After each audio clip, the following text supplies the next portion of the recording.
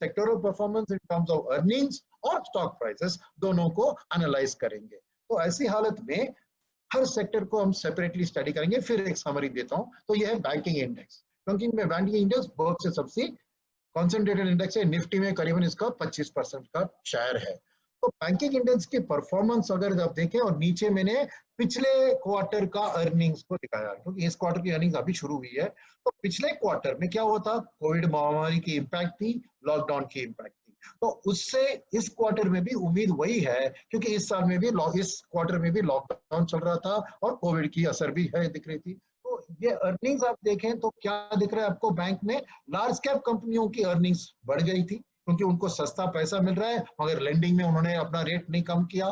पर mid cap में negative था, वाट लगी, स्मॉल कैप में भी नेगेटिव था, और माइक्रो कैप में छोटे मोटे बैंक है। तो ओवरऑल बैंकिंग की हालत लार्ज कैप को छोड़कर बाकी कुछ ज्यादा असर नहीं थी। पर at the same time impact देखने के लिए देखिए, एक महीने में उसका नेगेटिव है, यानी कोविड का इम्पैक्ट और वी शेप रिकवरी में देखिए 3 साल के रिटर्न में अभी भी नेगेटिव ही है बैंकिंग इंडेक्स, और 1 साल के रिटर्न में जो 35% नेगेटिव था अभी 23% पे आ गया, यानी थोड़ी इंप्रूवमेंट हुई है। पर बैंकिंग का 1 साल या 3 साल वाला नेगेटिव होने का कारण क्या था कि कोविड महामारी में बैंकों के ऊपर एनपीए का असर बढ़ते हुए मार्केट पार्टिसिपेंट्स ने देखा। तो उस चीज का ही असर आपको इस स्टॉक मार्केट की इंडेक्स में भी दिख रहा है। वो हो गई बैंक की बात। अब आते हैं आईटी और टेक सेक्टर की बात। जो मैंने नास्डैक के बारे में आपसे बात किया, आप देख रहे हैं यहाँ पर इंडियन आईटी के लिए भी कंप्लीटली हरे निशान में है आईटी की इंडेक्स, और वी शेप रिकवरी भी देखिए 1 साल का रिटर्न में करीबन 32%, यानी मार्च के गिरावट के बाद जो बाउंस बैक हुई है वो आईटी सेक्टर में करीबन 32% की बाउंस बैक दिख रहा है। और अर्निंग्स पे भी देखिए लार्ज कैप और मिड कैप आईटी कंपनीज की परफॉर्मेंस बढ़िया रही है, खाली स्मॉल कैप और माइक्रो कैप आईटी कंपनीज की बिजनेस मॉडल अफेक्ट हो गई है। मगर लास्ट क्वार्टर में ही देखिए आईटी कंपनियों की परफॉर्मेंस भी अच्छी रही और मार्केट ने भी उसे रिवॉर्ड किया, क्योंकि फ्यूचर आउटलुक भी बढ़िया है अभी आईटी के लिए इस वर्क फ्रॉम होम और लॉकआउट की स्थिति। अब आते हैं हेल्थ केयर में। ये और एक सेक्टर है जिसका कंटिन्यूअस ग्रीन टेरिटरी में है। यहाँ पे भी देखिए वी शेप्ड रिकवरी में करीबन 65%, मार्च 31 से अगस्त 6 कल तक 65% की बढ़त। तो फार्मा में इतनी पॉजिटिविटी क्यों है, क्योंकि अर्निंग्स में देख रहे हैं तो लार्ज कैप फार्मा कंपनी की अर्निंग नेगेटिव रही, स्मॉल कैप की नेगेटिव, मिड कैप की थोड़ी अच्छी। तो इतना जबरदस्त ये रिटर्न देने का कारण क्या था, कारण ये था कि फार्मा कंपनियों को जैसे ही कोई वैक्सीन या क्योर डिस्कवर होता है तो उम्मीद यही है कि उसके बल्क मैन्युफैक्चरिंग के लिए कोई भी कंपनी हो, इसराइली कंपनी हो, रशियन कंपनी हो या इंग्लिश कंपनी हो, उसको मैन्युफैक्चरिंग करने के लिए इंडिया में आप पहुंचना है, क्योंकि हमारी generic bulk drug manufacturing capacity किसी और देश के पास नहीं है। तो सभी इंडियन फार्मा कंपनीज के लिए आउटलुक पॉजिटिव दिख रही है। तो यही है कारण कि इस इंडेक्स ने सबसे बेहतर 65% अपटिक दिखाया मार्च से अगस्त तक। तो अब आते हैं कंजम्पशन स्टोरी। कंजम्पशन में 3 तरह की कंजम्पशन होती है। एक कंज्यूमर ड्यूरेबल, यानी रेफ्रिजरेटर, एसी, थोड़ी महंगी वाली चीज, यानी और इसको लोग अपना 0% ईएमआई ऐसे बोरोइंग से खरीदते हैं, तो ये थोड़ा हायर रिस्क कंजम्पशन है। Auto sector definitely interest loan लेके खरीदते हैं, तो ये भी एक हायर रिस्क है। और तीसरे होती है एफएमसीजी, जो होती है बेसिक तेल, अपना सोप, अपनी शैम्पू, यानी डेली इस्तेमाल वाली चीज, फास्ट मूविंग कंज्यूमर गुड। यहाँ पे तो आप एक्सपेक्ट कर सकते हैं कि थोड़ा बहुत आपको डिमांड जारी रहेगा। तो ये तीनों का देखिए क्या हुआ है, 3 महीना और 1 महीने में बाउंस बैक, 6 महीने में नेगेटिव। यानी आप वी शेप रिकवरी की बात करें तो क्या दिख रहा है आपको, मार्च से अगस्त में सबसे बड़ी बेहतर ग्रोथ रही है ऑटो, 52% ऑटो की बाउंस बैक। अभी ये मान लीजिए क्यों, क्योंकि एक तरफ ऑटो का पिछले साल का परफॉर्मेंस इतना खराब रहा कि बेस इफेक्ट बहुत सपोर्टिव रहा, 1। सेकेंड, मैंने बताया आपको कि रूरल इंडिया का बाउंस बैक अर्बन से बेहतर हो रहा है।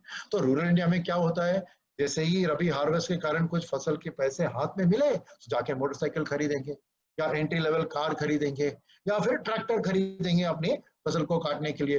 तो ये ऑटोमोबाइल का, और आपने इंडिकेटर में भी देखा कि ऑटो की ग्रोथ का स्टोरी आपने देखा कि bounce back V shape recovery सामने दिख रहा है, तो ये ही मार्केट में भी उसका रिवॉर्ड सामने दिख रहा है। पर कंज्यूमर ड्यूरेबल चाहे एफएमसीजी, वहां पे कुछ 17% का रिकवरी दिख रहा है, क्योंकि क्या है कि वहां पे उतना स्लो डाउन नहीं हुआ था और उतना बढ़त भी नहीं होगा।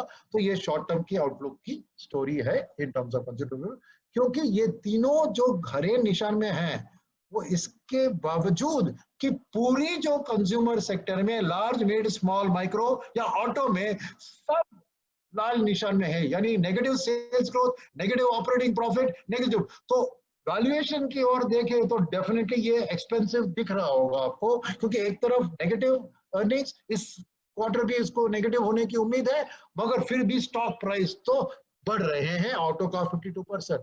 तो क्या है कि मार्केट हर तरफ अपनी immediate performance of the economy को छोड़कर मीडियम टर्म में आउटलुक किसकी अच्छी है उसको खरीदने की कोशिश करती है, इसलिए आपको वैल्यूएशन में वो उतार चढ़ाव आता है। तो ये ऑटो और कंज्यूमर की स्टोरी मैंने दिखाया आपको।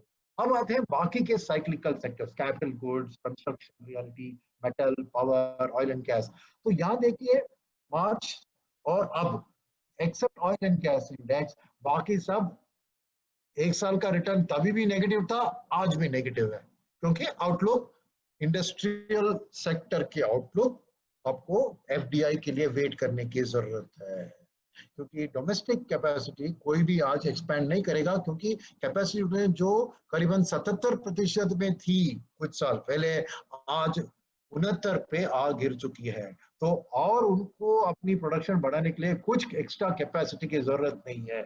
तो ऐसी कैपेसिटी जब बढ़ेगी तभी capital goods sector, realty sector, उनकी कंट्रीब्यूशन बढ़ेगी। तो आउटलुक अभी तक शॉर्ट टर्म के लिए नॉट वेरी गुड। फिर भी इस रिकवरी में उन्होंने भी थोड़ा बहुत पार्टिसिपेट किया, और सबसे बेहतर पार्टिसिपेशन रहा है मेटल का, जिसका 41% राइज है। और ये राइज का कारण कुछ डोमेस्टिक फैक्टर नहीं है, ये है चाइना की रिकवरी के कारण। मेटल में लंदन मेटल एक्सचेंज में मेटल की दाम बढ़ रही है, क्योंकि जैसे ही चाइना वापसी दिखाती है उनका मेटल का कंजम्पशन बढ़ता है, तो वो जो दाम एलएमई में दिखता है वो इंडियन मार्केट में भी उसका असर दिख रहा है।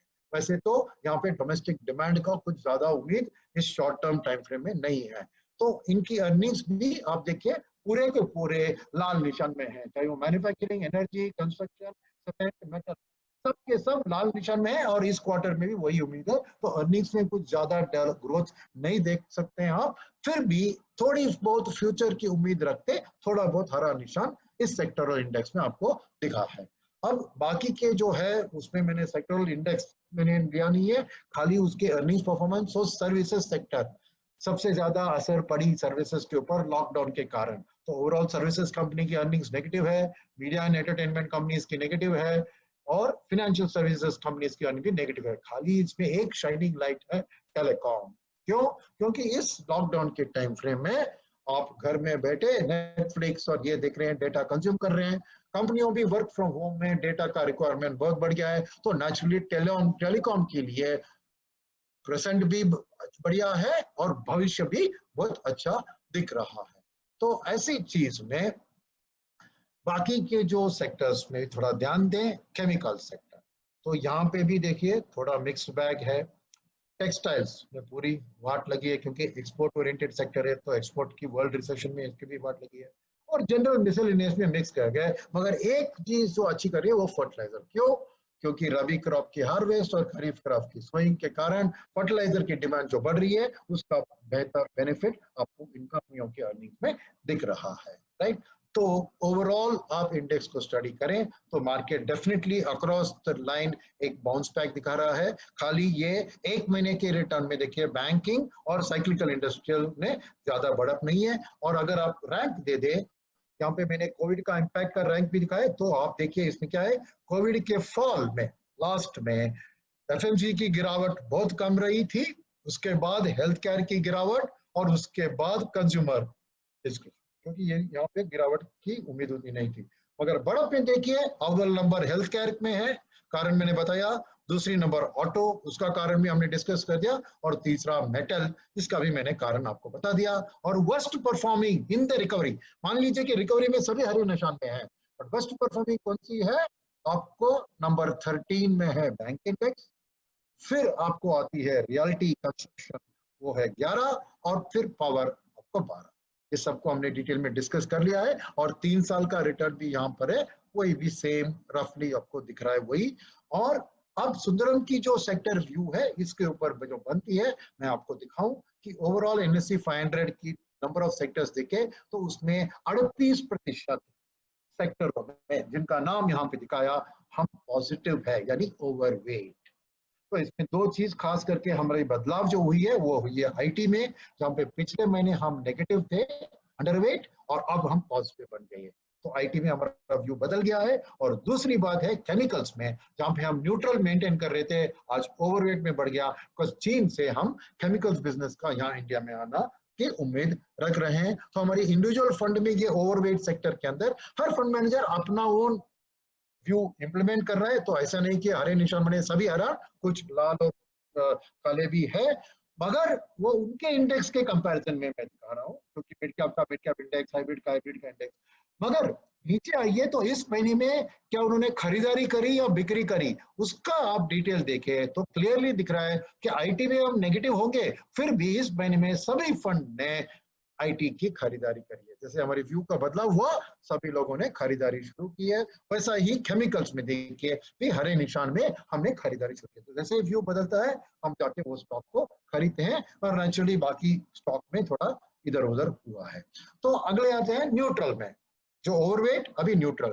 तो 38% ओवरवेट, 32% न्यूट्रल। ये 32% न्यूट्रल में कौन सी है? न्यूट्रल माने आज हम क्लियर नहीं है डायरेक्शन, क्या यहाँ से ऊपर जा सकता है, नीचे भी जा सकता है, एक ध्यान से वेट एंड वॉच अप्रोच। तो प्राइवेट बैंक यहाँ पे वेट कर रहे हैं, आज की आरबीआई पॉलिसी थोड़ी सपोर्टिव थी, तो शायद अगले महीने बदलाव दिखेगा। ऑटो में भी हम वेट कर रहे हैं, क्योंकि ये पिछले ही साल का नेगेटिव इफेक्ट का असर आज वी शेप पॉजिटिव दिख रहा है, तो रियल जेन्युइन रिकवरी दिख रही है। हम थोड़ी वेट एंड वॉच सिचुएशन में। Same thing with consumer discretionary और बिल्डिंग मटेरियल्स। तो हमारी न्यूट्रल पोजीशनिंग में जो है 1/3 ऑफ द मार्केट में, वहां पे देखिए अगेन फंड मैनेजर का इंडिविजुअल फ्लेक्सिबिलिटी होता है, कोई हेवीली ओवरवेट है, कोई हेवीली अंडरवेट। और यहाँ नीचे खरीदारी, या ये देखिए जो सबको आपको लाल निशान दिख रहा है वो लाल ज्यादा नहीं है, 0.1 0.2, तो इधर उधर न्यूट्रल का इफेक्ट इधर दिख रहा है। तो अब आते हैं हमारी जो अंडरवेट सेक्टर है, जो हमारी व्यू पॉजिटिव नहीं है आज के दिन में, वो ये है, जिसका है शेयर है करीबन 28% मार्केट के अंदर। तो 28% में हम नेगेटिव है, जो ऑयल एंड गैस है, एनबीएफसी है, इंफ्रा है, पब्लिक सेक्टर बैंक है, मेटल्स है और रियल एस्टेट, राइट। तो इस चीज में अंडरवेट फंड में देखें तो आपको क्लियर कट दिख रहा है। कुछ सभी फंड यहाँ पे, खाली एक फंड ही थोड़ा इंफ्रा में पॉजिटिव है, बाकी सभी फंड नेगेटिव है। और यहाँ पे इस महीने में हमने ज्यादातर बिक्री करी है इस सेक्टर के अंदर स्टॉक्स के, इसलिए आपको लाल निशान दिख रही है। तो ये थी सुंदरम की समरी। और हमारी जो सेक्टरल फंड है, क्योंकि सेक्टर की डिस्कशन है, आप देख रहे हैं कि 3 महीने के अंदर बैंकिंग को छोड़कर सभी में हमने करीबन 15-16% की बाउंस बैक दिखाया है इन सेक्टर में। इवन इंफ्रा जो कि अभी स्लो डाउन में है, अभी फुल। तो वी शेप्ड रिकवरी में देखिए आपको सर्विसेज का 22% का एक साल का रिटर्न में चेंज हुआ है, इंफ्रा का 26%, रूरल का 27% और फाइनेंशियल बैंकिंग सेक्टर फंड का 11%। तो ये सुंदरम की सेक्टर फंड की परफॉर्मेंस। अब हम शिफ्ट करते हैं सेक्टर कैप कर्व से मार्केट कैप का, large cap, mid cap, small cap, वहां पे परफॉर्मेंस कैसे रही है।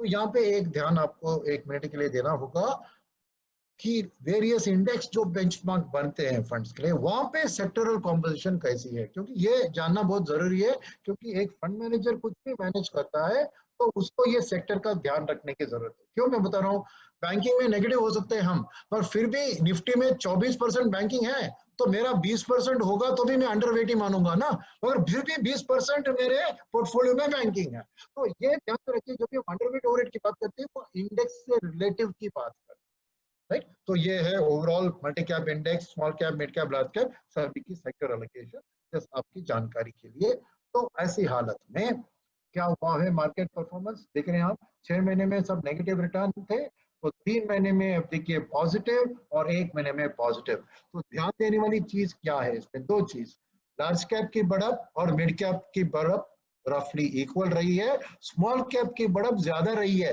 3 महीने में भी 25% और 1 महीने में भी 5%। तो उसका कारण क्या हम स्टडी करते हैं। तो पहले लार्ज कैप का ग्रोथ के पीछे देखने के लिए, तो ये वी शेप्ड बाउंस बैक और करेक्शन दोनों यहाँ पे दिखाया, सेम थिंग। 1 साल वाली रिटर्न और 3 साल वाली रिटर्न आपको क्या दिख रहा है, देखिए V shaped recovery small cap index में 44% सबसे बेहतर, फिर आती है मिड कैप में 35%, फिर लार्ज कैप में 26%, राइट। ये आपको दो डिफरेंस साफ साफ दिख रहा है 1 साल के रिटर्न में, पर 3 साल के रिटर्न में उतना फर्क नहीं है, करीबन सिमिलर है ग्रोथ वी शेप, राइट। तो सुंदरम की फंड्स में भी देखिए हमारे फंड सबसे बेहतर 22% 3 महीने का रिटर्न, और वी शेप्ड रिकवरी में भी स्मॉल कैप का हुआ है 38% रिकवरी, और मिड कैप का 15 3 महीने में और 25% 1 ईयर वी शेप्ड रिकवरी, और फोकस का लार्ज कैप में 22%। तो हमारी फंड भी 1 साल और 3 साल में वही मार्केट की जो मूवमेंट है वो हमारी फंड्स भी दिखा रहे हैं। Mutual fund investments are subject to market risks. Read all scheme-related documents carefully.